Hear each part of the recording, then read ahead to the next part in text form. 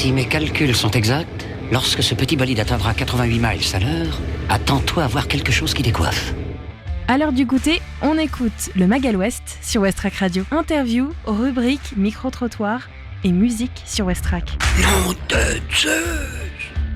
Bonjour à tous. Nous sommes aujourd'hui le mercredi 10 avril 2024. Bienvenue dans votre Magal West. C'est Lucie, je vous accompagne aujourd'hui pendant 1 heure. Au sommaire de cette émission, comme tous les mercredis, nous allons nous tourner vers notre chronique cinéma et séries. On parlera de 3 films qui sortent aujourd'hui au cinéma. Et puis on va se tourner aussi vers les séries et les plateformes de streaming avec la fin de la série Good Doctor. Et puis on parlera aussi du nouveau film qui fait sensation sur la plateforme Netflix, Le Fabricant de larmes. On verra ensemble si ce film vaut vraiment le coup. On va bien sûr faire le tour de la météo aujourd'hui et des informations locales avec Mathieu. Et puis je vous propose de découvrir plusieurs spectacles et conférences qui sont organisés ce soir à découvrir au Havre. Et puis côté musique, on découvre un nouvel album. Aujourd'hui, c'est un album de l'artiste Fonsdal. On pourra découvrir ce groupe et ce premier album éponyme. Et enfin, on découvrira à l'aide d'un reportage le prochain événement autour de Are You Experiencing. C'est Maxime qui nous emmènera donc à la découverte de cette manifestation. Bienvenue dans votre Magal West. On se tourne tout de suite vers la météo. Aujourd'hui, le soleil va se coucher à 20h45, plus 4 minutes de soleil. Cet après-midi au Havre est assez ensoleillé, la température actuelle est de 11 degrés, le ressenti lui est de 10, le vent devrait atteindre en moyenne les 10 km/h, orientation du vent sud-ouest. En soirée, le ciel sera un tout petit peu nuageux, la température va retomber à 12 degrés et le vent devrait atteindre en moyenne les 16 km/h, orientation du vent sud-ouest. Demain jeudi, le soleil se lèvera à 7h15 et se couchera à 20h47, on va donc gagner 3 minutes de soleil. Demain matin au Havre, il y aura quelques nuages légers avec de multiples éclaircies. La température au Havre sera de 10 degrés. Le ressenti, lui, sera de 7. Le vent va être assez calme entre 15 et 17 km/h, tourné vers le sud-sud-ouest. Demain, à noter l'humidité relative de l'air avec un taux qui dépassera les 95%. Demain après-midi, la pluie sera à nouveau au rendez-vous. La température demain après-midi au Havre et dans l'agglomération sera de 13 degrés, le ressenti lui sera de 12, le vent devrait atteindre en moyenne les 9 km/h, direction ouest, et enfin demain en soirée, il y aura de jolies éclaircies, la température va retomber à 13 degrés et le vent devrait atteindre en moyenne les 6 km/h, direction nord-ouest. Et on retrouve tout de suite les informations locales en compagnie de Mathieu. Bonjour à toutes et à tous, les actualités locales de ce mardi 9 avril. Depuis l'attaque du Hamas à Gaza en octobre dernier, les groupes attaquent des bateaux en mer Rouge, ce qui impacte le canal de Suez. Depuis novembre 2023, quelques jours après l'attaque du Hamas, des navires ayant un lien avec Israël sont pris pour cible en mer Rouge. Les responsables sont les Houthis, des rebelles yéménites appuyés par l'Iran qui tirent parti de la situation pour cibler Israël, appuyés par un discours de soutien à la population palestinienne de la bande de Gaza. En même temps, dans l'océan Indien, les pirates somaliens qui s'étaient fait discrets ces dernières années semblent avoir repris du service, profitant notamment d'une attention internationale focalisée sur les Houthis. Bien que non corrélées, ces deux menaces bouleversent le trafic maritime mondial. Sur le port du Havre, les entreprises de transit le ressentent bien. S'ils désirent éviter les Houthis et les pirates somaliens, les navires doivent prendre un sacré détour. Ils n'ont pas d'autre choix que de contourner l'Afrique en passant par le cap de Bonne-Espérance, ce qui représente un trajet supplémentaire de 6400 km. Également, le transit time, délai de transport, est rallongé de 2 semaines en moyenne. Et ces retards ne pénalisent pas seulement la France ou l'Europe, mais tout le marché mondial. Maintenant que le problème est identifié, quelles sont les solutions ? Parmi elles, on citera pour les clients les plus pressés la voie aérienne. Si le client est pressé et prêt à mettre la main à la poche, sa marchandise en provenance d'Asie peut être déchargée au port de Jebel Ali à Dubaï, puis envoyée par avion. Les prix peuvent être multipliés par au moins 10 ou 20. La ligne de bus 13 qui relie la gare SNCF du Havre à Étretat par la côte va changer à compter du lundi 1er juillet 2024. Son terminus ne se fera plus donc à la gare mais au Grand Hameau. Il faudra changer donc de véhicule pour poursuivre son chemin via le tramway ou un autre bus passant par l'arrêt HPE, une mesure d'économie justifiée par la collectivité dans le cadre de la nouvelle délégation de service public avec l'opérateur Transdev. Fin mars 2024, une pétition a été lancée par un collectif créé par la mairie de Saint-Jouin-Bruneval. La volonté du collectif que le terminus reste à la gare du Havre ou à la plage. Le cas échéant, il souhaiterait que la fréquence de passage soit doublée. Il est totalement à l'abri des regards, pourtant c'est un vaste chantier au cœur du quartier des Gobelins, à l'ouest de la rue d'Ingouville au Havre. La fondation Les Nids va migrer dans un immeuble en construction avant de céder ses locaux à un promoteur qui va construire des logements. Occupé depuis 1991 par Les Nids, le site de la rue Georges Robert Vallée au Havre est une maison d'enfants à caractère social et c'est juste à côté de ce bâtiment que sort de terre actuellement la future MEX, dont le permis de construire a été délivré par la ville du Havre en septembre 2021. Résolument moderne et répondant aux besoins en termes d'usage et de sécurité, cette construction accueillera 56 enfants. Le chantier a pris du retard, mais l'emménagement des nids devrait avoir lieu à l'été 2025 et c'est uniquement une fois cette étape franchie que le groupe Capital entrera en piste. L'entreprise située au Ménil-Lénard près de Rouen aura la maîtrise d'ouvrage de la réhabilitation de l'ancien bâtiment en U. À terme, 38 logements seront créés du T1 au T5 en accession à la propriété. Et enfin, Nicolas Douillère, ingénieur salarié à Emanor, une entreprise située à Saint-Romain-de-Colbosc, a remporté le Golden Tech 2024 dans la catégorie conception de réseaux d'automatisme organisé dans le cadre du salon Global Industrie qui s'est tenu à Paris du lundi 25 au jeudi 28 mars 2024. Un prix équivalent au meilleur ouvrier de France dans les métiers de l'industrie. En plus des 1 000 € remportés, grâce au prix, l'ingénieur espère plus de visibilité pour l'entreprise qui l'emploie. Emanor, en pleine croissance, compte 6 salariés. Elle conçoit des machines robotisées à destination des TPE et PME qui suppriment les troubles musculaires et squelettiques. Voilà pour les actualités locales de ce mardi 9 avril. Place à l'information nationale et internationale. Merci Mathieu. Plusieurs conférences, événements et spectacles sont organisés ce soir au Havre. On fait le tour des événements à ne pas rater avec un petit focus sur 3 événements aujourd'hui. Des idées sorties pour cette semaine ou ce week-end pour te culturer sur Westrack Radio. Le premier spectacle, c'est du cirque et ça s'appelle Derby. Ça se passe au Volcan, c'est inspiré par des interprètes, donc un spectacle par l'univers et l'histoire des acteurs de ce sport. Derby va suivre un moment de grâce mais aussi de sueur, du parcours initiatique de la force collective, une performance singulière, physique et intense qui fête et célèbre tous les corps et la redéfinition de ces corps. Ça se passe donc en roller quad, c'est-à-dire en patin à roulettes. Il y a 2 éditions à ce spectacle, ce soir à 19h, jeudi mais aussi vendredi à 20h au Volcan. Le tarif est de 5 à 25 €. Autre événement à annoncer ce soir, le Cosmo Comedy Club. Vous avez rendez-vous donc avec cet événement qui aujourd'hui s'associe avec Private Joke pour soutenir l'association havraise Ma Petite Lumière. Le tarif est de 7 €. Ça se passe donc au Cosmo, 86 rue Aviateur Guérin et c'est ce soir à 20h. Et enfin, je vous invite à découvrir une conférence débat autour de l'esthétique de l'IA, l'intelligence artificielle qui envahit nos vies, transforme nos sociétés, nous inquiète parfois et interroge notre humanité. Cette rencontre va se faire donc aussi autour des TIC, les traitements, information et communication, au cœur de ce défi. C'est une conférence animée par Damien Olivier, professeur à l'Université du Havre. Ça se passe à 18h30 aujourd'hui à l'EM Normandie, au 20 quai Frissard. Le tarif est de 10 €, c'est gratuit pour les étudiants. Si vous souhaitez encore vous renseigner, vous pouvez envoyer un mail à citéculturelh@gmail.com, mais il n'y a pas besoin de s'inscrire pour cet événement. Et voilà pour ces 3 événements à bien noter dans vos agendas qui commencent très prochainement. Sur Westrack, on est ensemble jusqu'à 18h dans le Magal Ouest. Et tout de suite, c'est notre moment musical. On retrouve un nouvel album, celui de Fonce-Dalle, album du même nom, qui est sorti dernièrement. On l'écoute ensemble avec 2 morceaux inédits. Westrack et la Fédération des radios associatives Musiques Actuelles, la Ferrarock, vous partagent la découverte musicale du jour.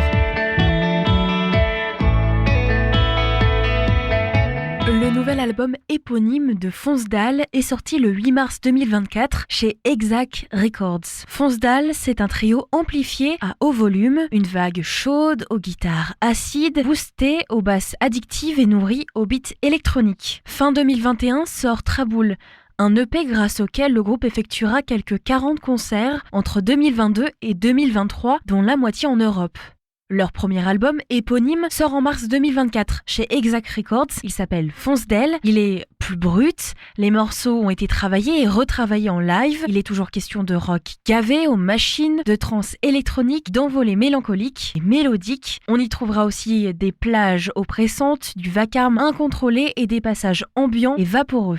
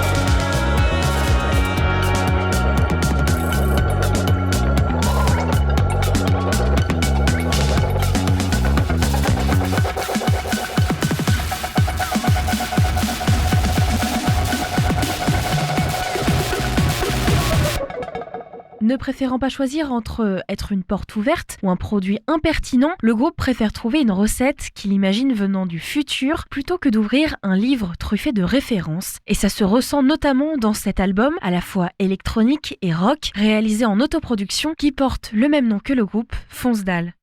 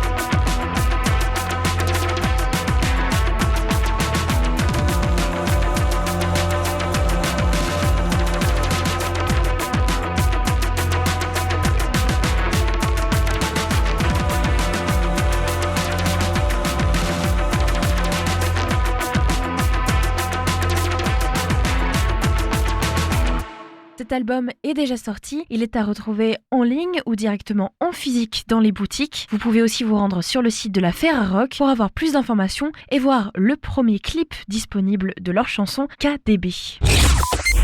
Le Mag à l'Ouest, info, divertissement et bonne humeur sur Westrack. Vous venez de découvrir Fonce Dalle en partenariat avec la Ferrarock, un groupe français qui vient de Lyon et qui nous propose du rock avec ce nouvel album et ce premier album qui s'appelle aussi Fonce Dalle, album éponyme. Vous venez d'entendre deux des titres, François Rose et Mégane.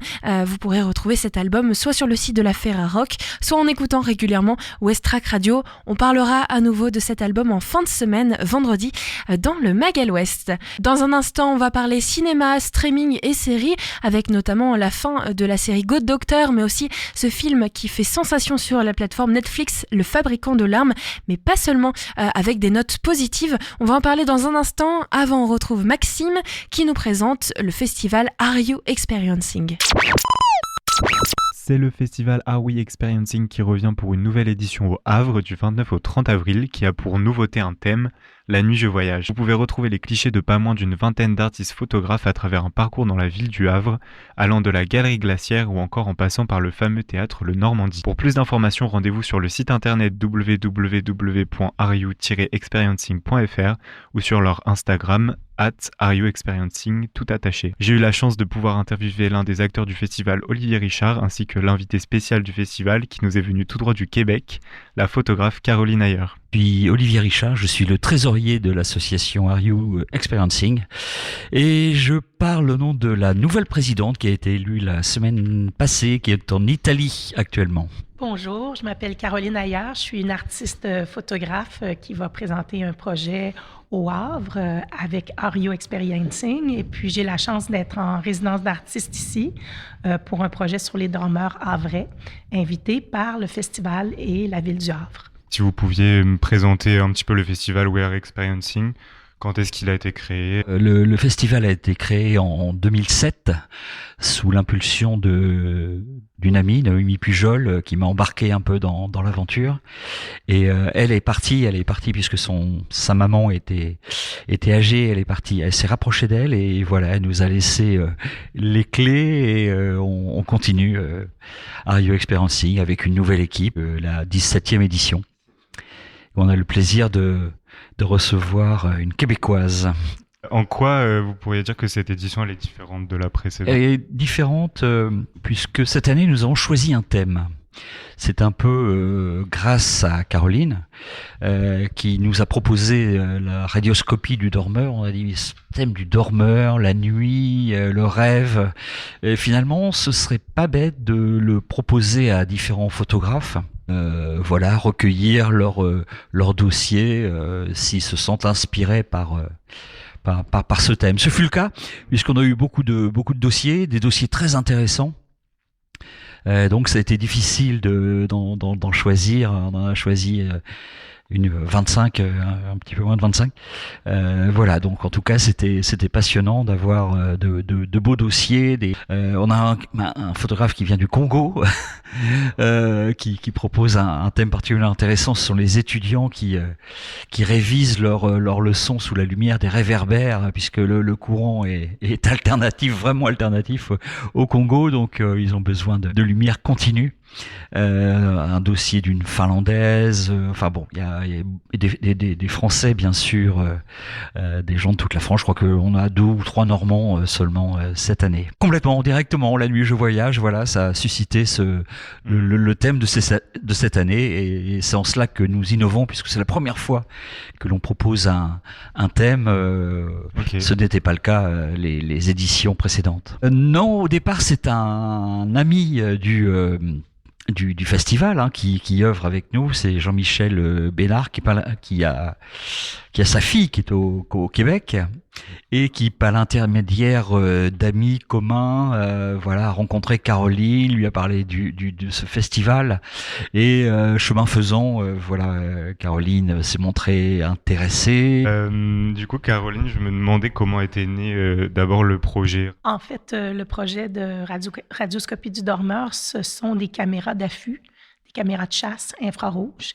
Et j'ai une cabane au Canada, évidemment, hein, comme tous les Québécois, dans les fins fonds du bois. Et j'avais commencé à faire des images avec ces caméras-là pour voir les animaux nocturnes. Évidemment, ça ne fait pas de bruit. L'éclairage infrarouge est invisible à l'œil. Donc, je me suis dit, mais qu'est-ce que ça donnerait de faire ça sur les humains, nous, Homo sapiens? Donc, j'ai commencé à installer un dispositif. J'ai fait modifier des caméras pour changer le plan focus et la qualité des images. J'ai transformé une caméra HD en infrarouge et puis j'ai commencé des tests d'abord sur moi-même, ma famille. Et les résultats étant très concluants, je me suis mise à travailler avec, trouver un peu un éventail de toutes sortes de personnes. Puis le premier projet a été présenté dans la région de Kamouraska au Québec. Et c'était avec des gens de Kamouraska et puis des images aussi un peu qui peuvent représenter les rêves ou bien la vie onirique, les souvenirs et tout ça. Donc, c'est ça qui a démarré le projet il y a environ 3 ans. Et le terme radioscopie, du coup, il est en lien avec la caméra infrarouge qui est en noir et blanc? Oui, parce qu'un artiste, c'est surtout un chercheur. Moi, je me considère autant comme un côté sociologue, un côté anthropologue ou scientifique.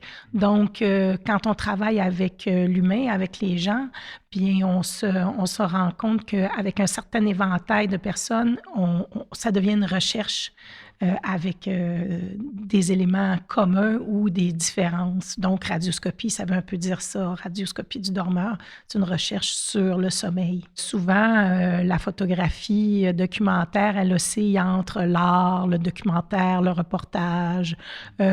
J'aime pas définir, mais d'une certaine manière, moi, ce que je fais, c'est du documentaire, mais avec une facture différente. Et c'est souvent dans un mode d'installation. Donc, au Havre, ce que vous allez voir à la galerie de l'Hôtel de Ville, du théâtre de l'Hôtel de Ville du Havre, ce sont des grands formats imprimés sur voilure avec une translucidité qui peuvent rappeler un peu le drap, le lit et des choses comme ça. Donc, c'est dans le mode installatif où je fais différent de ce qui est d'un documentaire classique qu'on va voir dans les magazines ou sur des murs de galerie encadrés et tout ça. Je me demandais qui étaient les personnes qui ont été prises en photo, qui vont être exposées et comment vous les avez choisies. Donc, ce sont des dormeurs québécois autour de Montréal et autour du Kamouraska, qui est une région dans le bas du fleuve du Saint-Laurent. Et après ça, c'est le réseau de contacts, les amis d'amis, des connaissances, autant de tout âge, pas des enfants parce que le lit double est intéressant pour le format de la photo et la distance de la caméra. Et puis d'avoir une espèce d'éventail aussi de personnes qui représentent la société. Donc, de jeunes couples, queer, gays, avec enfants, sans enfants, âgés. J'essaie d'avoir une espèce de diversité qui est intéressante, sans vouloir non plus être totalement représentatif. Je pense que vous avez déjà un petit peu répondu à ça, mais comment les photos, elles ont été prises du plafond? Donc, c'est ça, c'est une installation avec autopôle avec une barre transversale. Les caméras sont carrément au-dessus du lit. C'est sécuritaire. Je n'ai assommé personne jusqu'à ce jour. J'arrive l'après-midi, j'installe, je démarre les caméras avec une minuterie. Donc, ce sont des intervallomètres de 45 secondes et des détecteurs de mouvement. Donc, les détecteurs de mouvement, dès qu'on bouge, il va se faire 10 photos puis un petit film de 20 secondes. Donc, ça fait beaucoup de data. Il y a 3 caméras. Une qui fait gros plan sur les oreillers et 2 autres qui font plan du lit au complet. Donc, c'est assez exhaustif comme installation, mais une fois qu'on y est, on n'entend rien, on ne voit presque rien et les gens, en général, dorment d'un sommeil normal. Faire la sélection, trouver les meilleures attitudes, définir un peu, justement, un éventail de modes de sommeil, comment par rapport quand on est en couple, comment on bouge quand notre conjoint bouge, parce qu'il y a aussi un film photographique qui a été fait avec technique de stop motion. Donc, on peut voir les nuits en accéléré des gens que j'ai photographiés. Ensuite, quel est le comportement le plus insolite que vous ayez remarqué, si vous avez une anecdote en particulier? Bien, ce qui est intéressant, c'est que ce à quoi je ne m'attendais pas du tout, c'est que quand on dort d'un sommeil profond, tous les muscles se relâchent et on devient un peu comme redevenir comme des bébés. Donc, c'est extrêmement esthétique et très beau. Je ne m'attendais pas du tout à ça. Au début, je trouvais que ça ressemblait trop à de la photographie de mode ou quelque chose comme ça. Donc, il y a une grande beauté dans le lâcher-prise, dans l'inconscient, d'être justement en dehors d'une certaine mode de représentation de soi quand on est en société autour avec les autres. Là, on est complètement abandonné. Et après ça, bien, il y a le mimétisme. Hein? Donc, les gens qui dorment de la même manière, les couples et les animaux de compagnie. Ça, c'est assez comique. Oui, qui prennent toute la place, qui poussent. Donc, il y a des trucs à la fois doux, beau et aussi parfois comique. Et enfin, est-ce que vous pouvez me parler de vos principales conclusions du coup à propos du projet? Mais c'est les habitudes au lit. Qu'est-ce qu'il y en a qui lisent? Il y en a qui regardent la télé. Après ça, il y en a qui regardent évidemment les réseaux, leur téléphone et tout ça. Ensuite de ça, au réveil, il y a cette espèce d'instant où vraiment on ouvre l'œil, on ouvre les yeux. Ça, c'est particulier. Certains ils ont bougé un peu, donc la caméra a capté cet instant-là exact où on se réveille. C'est assez particulier, c'est rare qu'on ait accès à ça. Et ce qui est intéressant, c'est quand les gens se voient, parce que je montre les photos après, au lendemain, bien, c'est une partie d'eux-mêmes qu'ils ne connaissaient pas. Donc ça, c'est assez émouvant. Puis moi, ce que je veux, c'est que ça soit de la beauté, de la poésie, une certaine forme de douceur.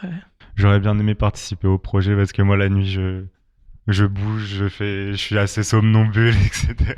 J'avais aussi une petite question qui est assez générale. C'est quelle est votre relation au sommeil? Moi, je bouge pas trop. Je suis comme on appelle en bon français, un lovebird. Fait qu'avec mon conjoint, on dort très, très collé. Je me suis rendu compte de ça, oui, jusqu'à temps qu'on est tellement chaud qu'on n'en peut plus, là.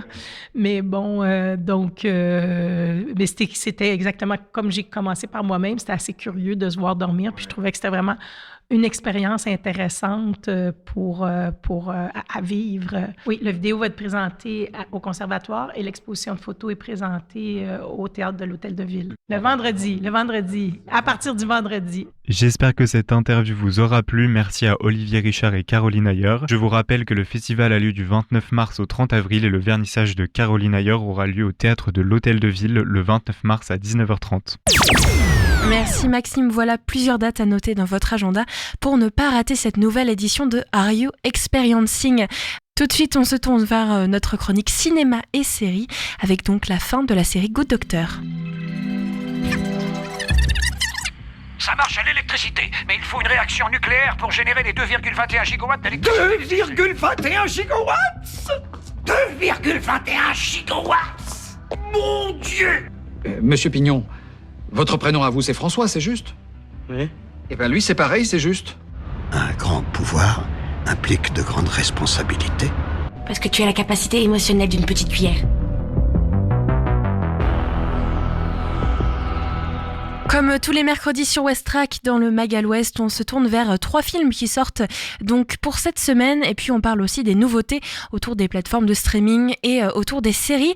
Et on va commencer avec une sortie qui, je pense, est très attendue, que ce soit pour les plus jeunes ou pour ceux qui ont connu la saga et la série, j'irais même dire la franchise SOS Fantôme, puisque sort donc aujourd'hui un nouveau film, La Menace des Glaces. Alors techniquement, c'est une suite au premier film de SOS Fantôme, le remake qui avait été sorti sorti après 2020, mais bien sûr vous connaissez sûrement les films SOS Fantôme de l'époque, Ghostbusters bien sûr. La menace de glace est donc sortie le 10 avril 2024 d'une durée de 1h56. C'est un film d'action-aventure, est un film fantastique de Gilles Cannan. C'est donc un film où on peut retrouver Paul Rudd, Carrie Coon ou encore Finn Wolfhard que vous connaissez peut-être dans la série Stranger Things. Alors il risquerait d'y avoir une petite caméo des anciens acteurs. Il y avait déjà eu à la fin du film, attention spoil, SOS Fantôme le remake, une caméo des deux acteurs originels, et puis en CGI puisque l'un des acteurs est décédé, la présence d'un des acteurs, mais je vous laisse regarder le film si vous ne l'avez pas vu. On est donc autour de la famille Spengler qui revient là où tout a commencé, l'emblématique caserne de pompiers de New York. Ils vont alors devoir faire équipe avec les membres originels de SOS Fantôme qui ont mis en place un laboratoire de recherche top secret pour faire passer la chasse aux fantômes à la vitesse supérieure. Lorsque la découverte d'un ancien artefact libère une armée de fantômes, elle répand une menace de glace sur la ville. On y retrouve bien sûr là les influences des premiers films, et donc deux équipes SOS Fantôme doivent unir leurs forces pour protéger leur maison et sauver le monde d'une seconde ère de glace. Autant la dernière fois c'était un véritable remake, autant là il y a donc l'ancienne équipe qui est intégrée avec des véritables références au premier film Ghostbusters. On est donc 37 ans après le désormais culte SOS Fantôme et sa sortie en 1989. Ivan Reitman revenait avec SOS Fantôme l'héritage. Le réalisateur n'était ici que producteur et avait confié les rênes du projet à son fils, le cinéaste Jason Reitman, et ensuite sorti SOS Fantôme 2 et qui n'était donc en fait un reboot féminin de Paul Feig. L'héritage nous présente la nouvelle génération de chasseurs fantômes avec un long métrage donc où on y retrouve Kelly Spengler ou encore Phoebe et Trevor qui sont donc joués par Finn Wolfhard et McKenna Grace. Dans une petite ville, ces derniers découvrent peu à peu leur relation avec les chasseurs de fantômes et l'héritage légué par leur grand-père Egon, qui est le regretté Harold Ramis, qui était donc présent à la fin du film L'Héritage, en version CGI évidemment. L'Héritage pose les bases d'une nouvelle ère de film directement liée au film d'origine, puisque les nouveaux chasseurs sont liés aux anciens, avant donc cette sortie qui vient tout juste de rejoindre la saga et la franchise de SOS Fantôme, la menace de glace, sortie aujourd'hui et qui risque, je pense, d'avoir un franc succès. Nous avons tous connu des expériences, des rencontres avec l'inconnu et l'inexplicable. Ici, nous rachetons au prix fort vos possessions possédées. Alors ça, c'est tout à fait fascinant. 40 $ et c'est à vous. Je n'ai jamais rien vu de pareil. Jamais. 60. Autre sortie à noter pour aujourd'hui, Madame Hoffman, qui sort donc aujourd'hui en salle d'une durée d'1h44. C'est un documentaire de Sébastien Lifshitz. On y retrouve donc la vie de Sylvie Hoffman, une cadre infirmière qui depuis 40 ans travaille à l'hôpital Nord de Marseille. Sa vie, c'est courir entre les patients, sa mère, son mari, sa fille. Elle consacre ses journées aux autres depuis toujours. Et si elle décidait de penser un peu à elle, de partir à la retraite, est-ce qu'elle en a le droit ? Mais surtout, est-ce qu'on en a vraiment envie ? Réponse donc dans ce documentaire qui s'appelle Madame Hoffman dont l'histoire raconte sa vie avec cette phrase qui va être répétée très souvent tout au long de la journée ou presque, bienvenue dans ma vie, une phrase de Sylvie Hoffman. Il faut savoir qu'une infirmière, elle tient 7 ans maximum sur les statistiques, 7 ans. J'ai tenu 40 ans, il valait mieux que la carapace elle soit dure. Je me dis que j'ai vécu des milliards de vies dans une vie. J'ai vu des choses que personne n'aura vues dans une vie et ça m'a complètement changé. Et là, comment vous vous sentez aujourd'hui ? Là, ça va beaucoup mieux. Et enfin, notre dernière sortie à noter, c'est une sortie française avec Charlotte Gainsbourg et José Garcia dans la comédie de ce printemps, du moins c'est ce que disent bien sûr les internautes, et le Grand Prix de l'Alpe d'Huez, puisqu'ils ont sorti Nous les Leroy et il arrive enfin au cinéma.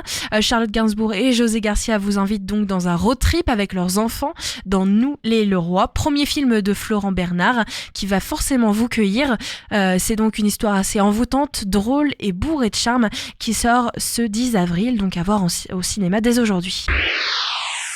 Et après ces sorties dans les salles obscures, on se tourne vers les plateformes de streaming. C'est la fin pour les comédiens de Good Doctor. Ce vendredi a eu lieu le dernier jour de tournage de la série médicale. Pour l'occasion, les acteurs ont posté des messages émouvants ainsi que des photos des coulisses sur leurs réseaux sociaux personnels. L'heure a donc sonné pour ces adieux pour les médecins de Good Doctor. Après 7 saisons à l'antenne, l'hôpital San José Sainte Bonaventure s'apprête en effet à fermer ses portes dans un final que, soi-disant, les fans vont adorer, je cite, selon les révélations de la productrice donc exécutive Liz Friedman. C'est donc ce vendredi qui a marqué le dernier jour de tournage pour la série médicale, notamment avec les acteurs comme Freddie Highmore, Paige Chapra et les autres qui se sont retrouvés sur le plateau pour partager un dernier moment ensemble. Ils ont profité donc pour notamment mettre des photos sur leur compte Instagram respectifs et surtout teaser un petit peu cette dernière saison. Christina Chang, l'interprète du docteur André Lim, a ainsi déclaré qu'elle était inondée par tant de souvenirs et en a profité pour partager des photos prises dans les coulisses pendant ce dernier jour de tournage. C'est en janvier dernier que la chaîne américaine ABC a annoncé l'annulation de Good Doctor après 7 saisons, composée de seulement 10 épisodes. Cette dernière saison a été lancée le 20 février dernier et pour Sean Murphy, il reste donc de nombreux défis à réaliser avec cette ultime salve d'épisodes puisqu'il est désormais heureux papa du petit Steve et un challenge donc pour lui dans lequel il va devoir faire face. L'épisode 5 de la saison 7 annonce aussi une fin tragique.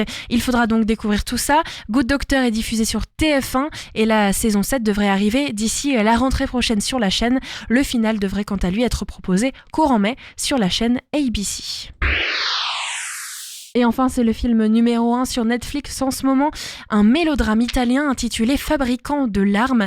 C'est le film numéro 1 en ce moment, qui est adapté d'un best-seller écrit par Erin Doom et publié en 2021, qui avait d'abord été une histoire à succès sur Wattpad, que vous connaissez peut-être, une plateforme d'écriture pour les écrivains en herbe. D'une durée d'1h43, ce long métrage déconseillé aux moins de 13 ans raconte une histoire d'amour compliquée entre deux protagonistes torturés et liés à jamais par un traumatisme par l'enfance, réalisé par Alessandro Genovesi, le fabricant de larmes, et donc l'adaptation du roman du même nom, vendu à plus de 500 000 exemplaires en Italie en 2002. Ce film romantique italien raconte l'histoire de Nika, jouée par Caterina Ferioli, et Rigel, qui est jouée par Simone Baldessoroni. Ce sont donc deux adolescents placés depuis l'enfance dans un orphelinat.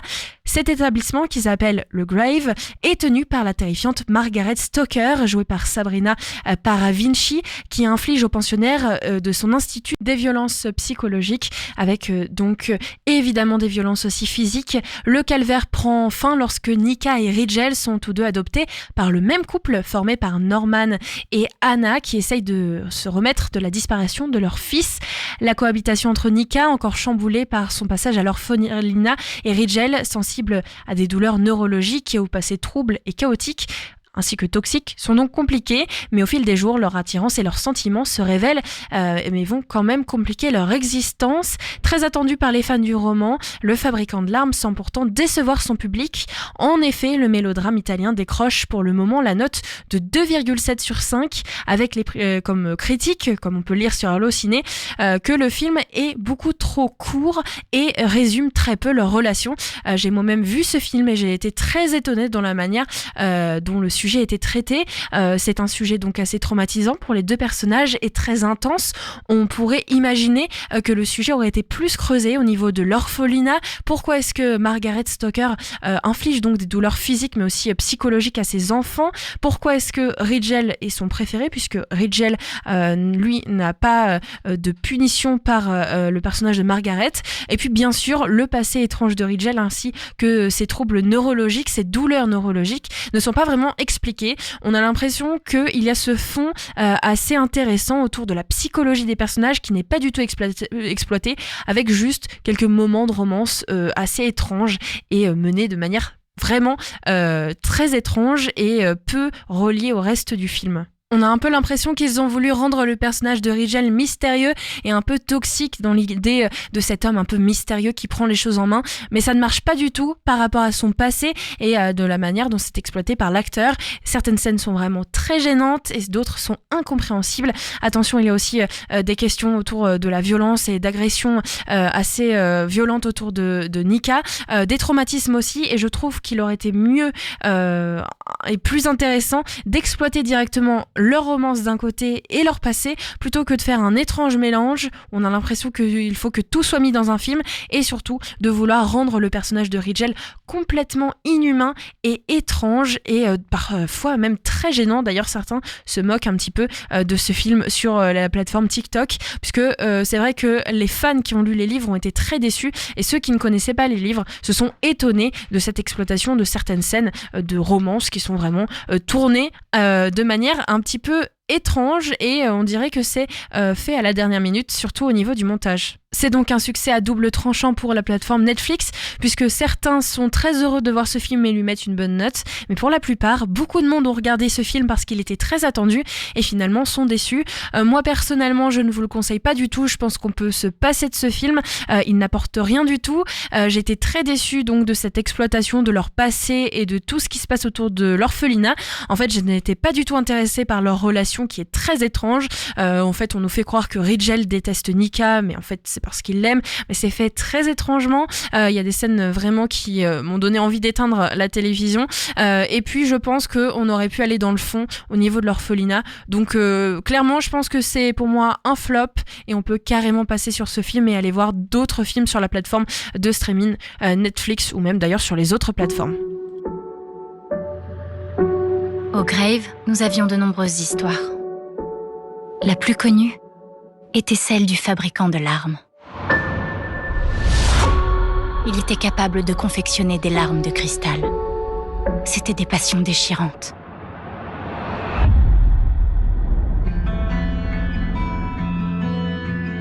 Un jour, ils comprendront aussi qui tu es vraiment. Mais tu penses que je suis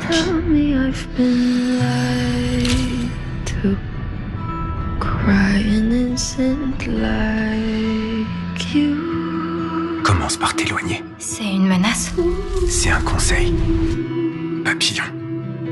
Je vous invite quand même à faire votre propre avis. N'hésitez pas à nous contacter sur Instagram ou Facebook d'ailleurs pour nous donner votre avis quand je vous propose des films comme ça ou des séries. Vous pouvez nous répondre, comme ça j'aime bien échanger et voir un petit peu ce que vous en avez pensé. Mais en tout cas, j'ai l'impression que l'avis général est quand même à la déception. J'ai pas du tout lu le livre, mais j'avoue que ça ne me tente pas du tout après avoir vu ce film carrément bâclé.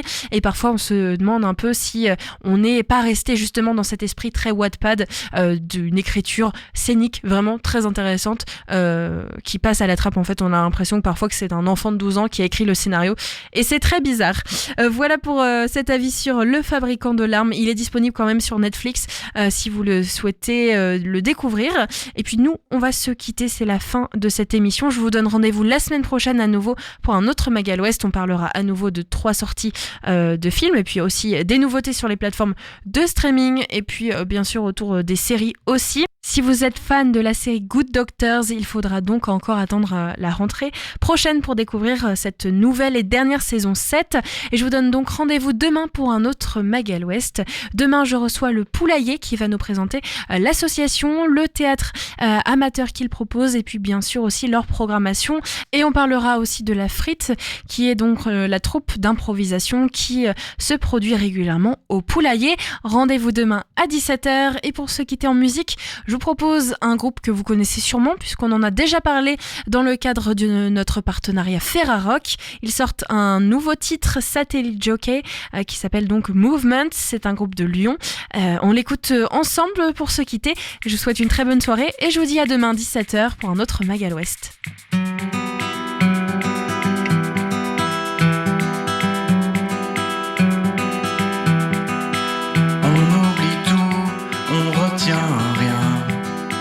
La vie s'écoule sur le dos de ta main, puis s'étale en flaques calmes, comme des glaces sans teint.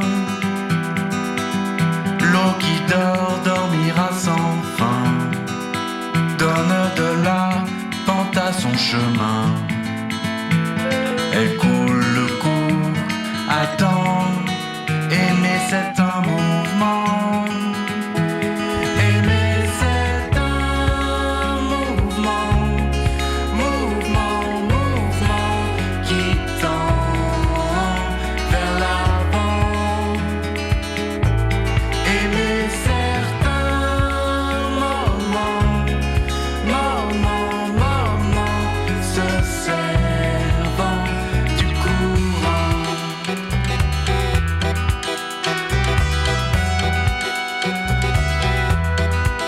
On oublie tout, on retient rien. La vie s'écoule sur le dos de ta main. Puis c'est ta